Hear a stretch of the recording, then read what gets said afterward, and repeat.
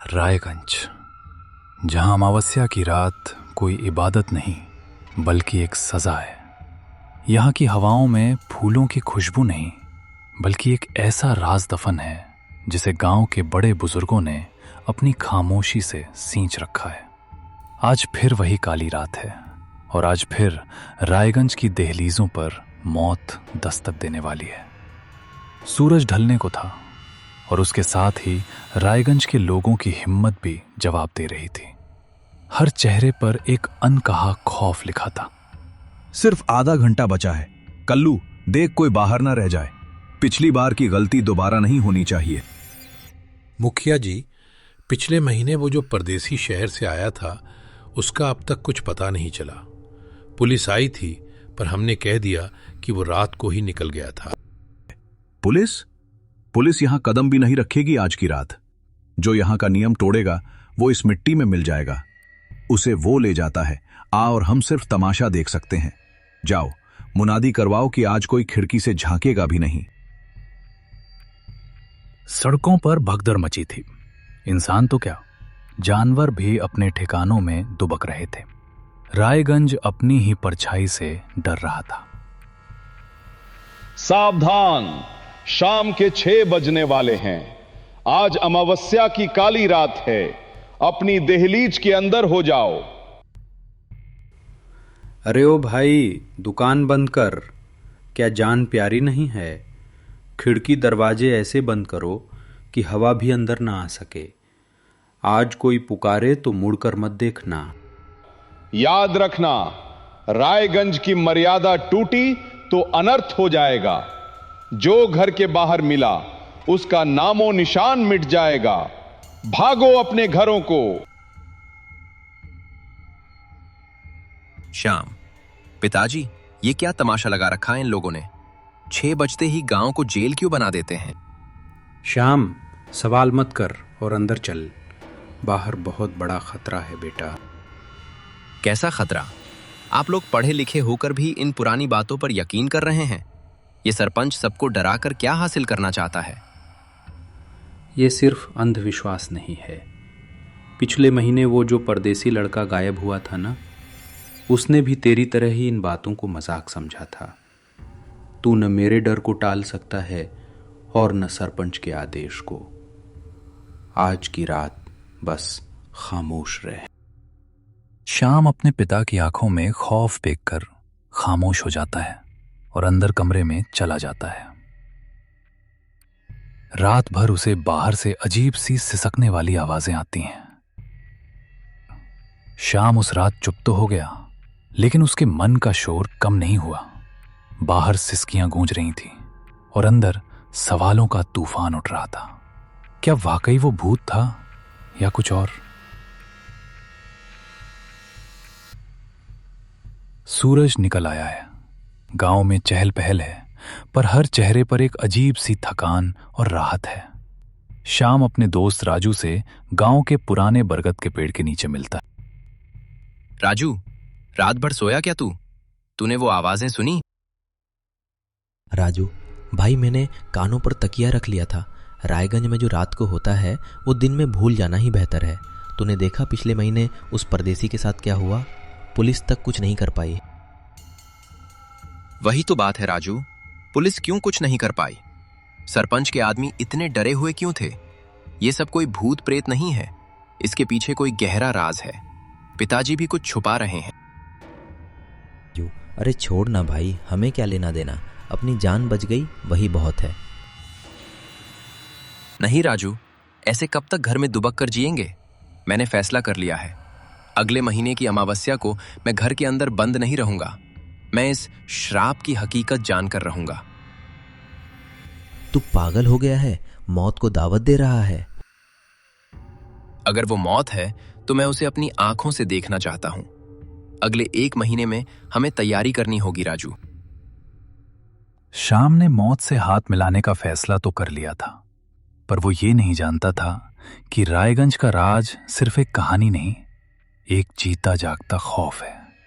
क्या श्याम अगली अमावस्या देख पाएगा, या वो भी उस परदेसी की तरह एक गुमनाम किस्सा बन जाएगा?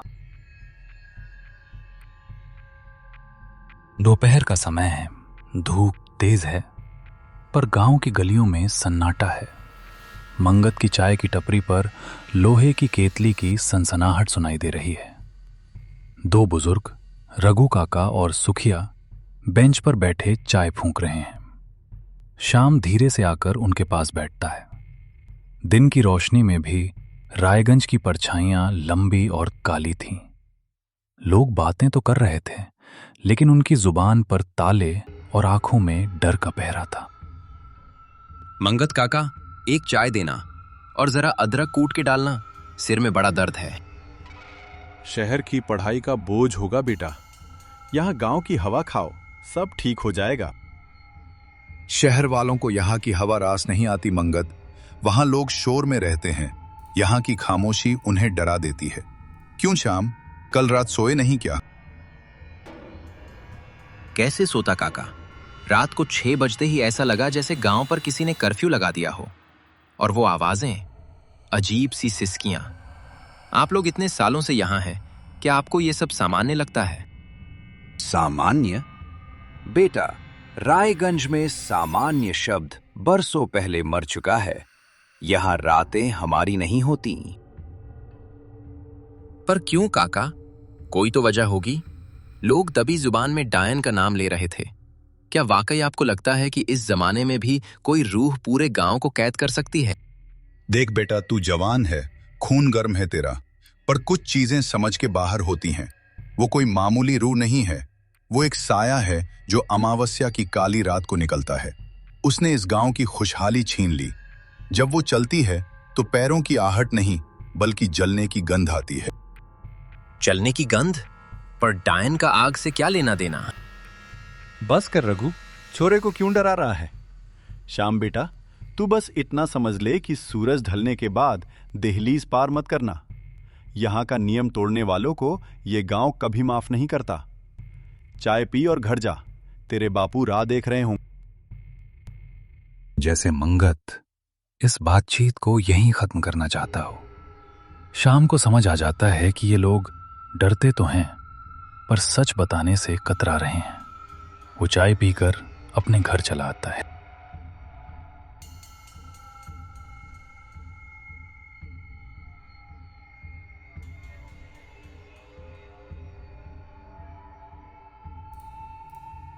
अंधेरा गहरा हो रहा था और उसके साथ ही वो राज भी, जो हरी काका के सीने में बरसों से दफन था। वो राज जो बाहर आने के लिए तड़प रहा था। पिताजी, आज पूरा दिन मैंने गांव में बिताया। टपरी पर मंगत काका और रघु काका से भी बात की। हर कोई डरा हुआ है, लेकिन कोई खुलकर कुछ नहीं बोल रहा। सब कह रहे हैं कि यहाँ कोई डायन है।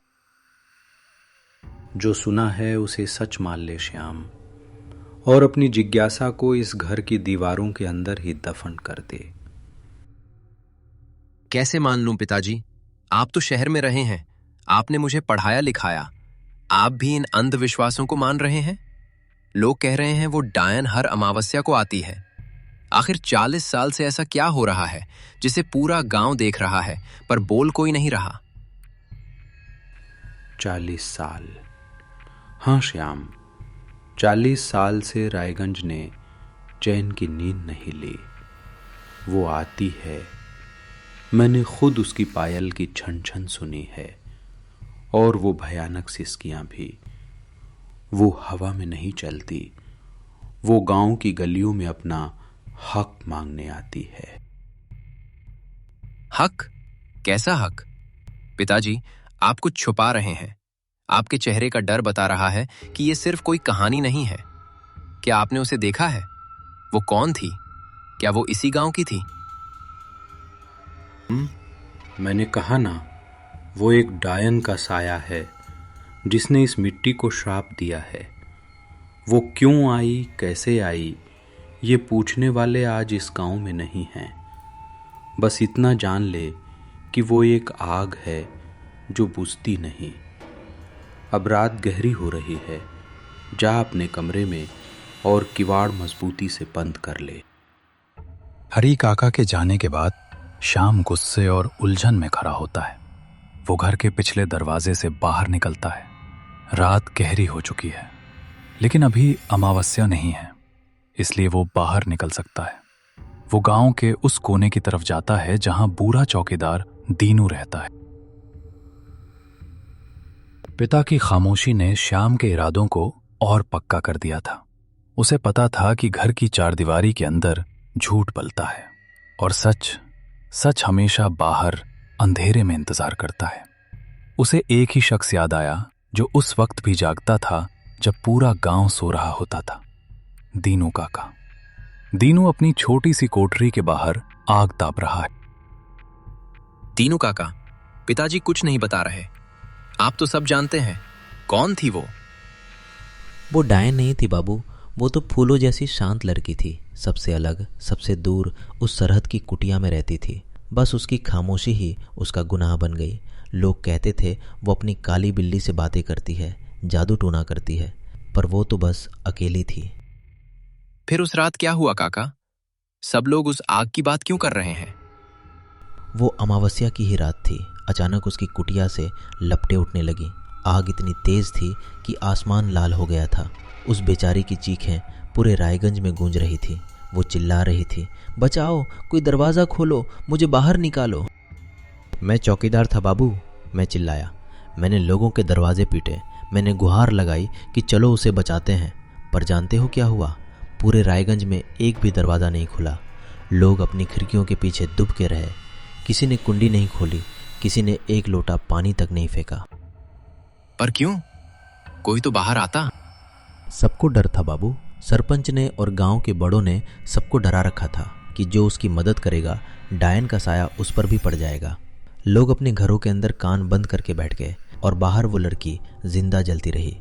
वो दरवाज़ा पीटती रही, गिड़गिड़ाती रही, जब तक उसकी आवाज़ राख नहीं बन गई। उस रात रायगंज के लोगों ने अपना दरवाज़ा नहीं बल्कि अपना ज़मीर बंद कर लिया था। दीनू अचानक चुप हो जाता है। श्याम हक्का वक्का रह जाता है। श्याम दीनू के पास से वापस अपने घर आता है।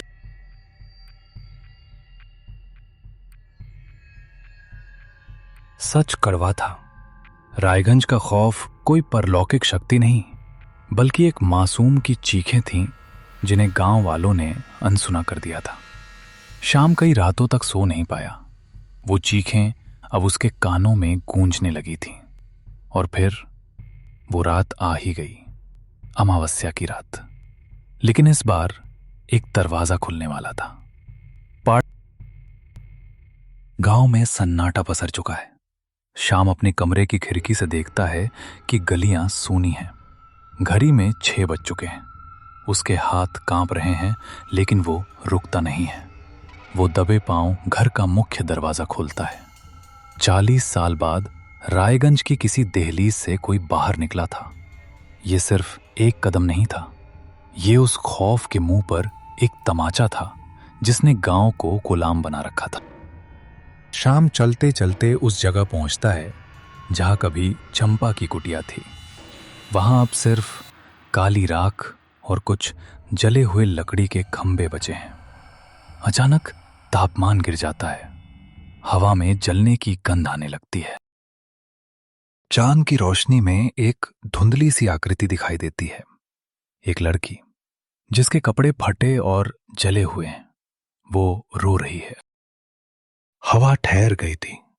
सिसकियों की आवाज अब कानों में नहीं, रूह में गूंज रही थी। वो सामने थी, रायगंज का पाप जो आज भी जल रहा था। शंपा, मैं जानता हूं तुम यहां हो।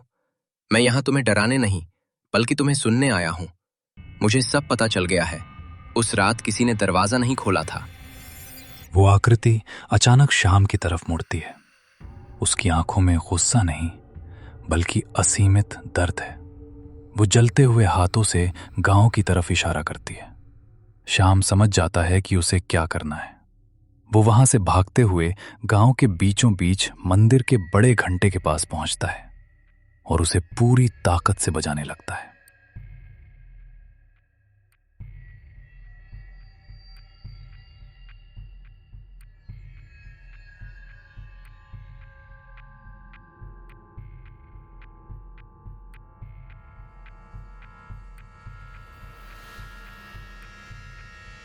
लगने लगता है। टन टन टन, पूरे गांव की खिड़कियां खुलने लगती हैं। लोग डर और हैरानी से बाहर झांकते हैं। सरपंच और हरी काका भी दौड़ कर आते हैं।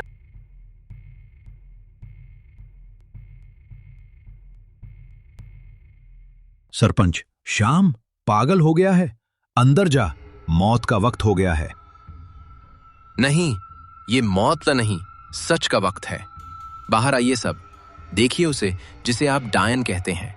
वो डायन नहीं है, वो हमारा पाप है जो 40 साल से जल रहा है।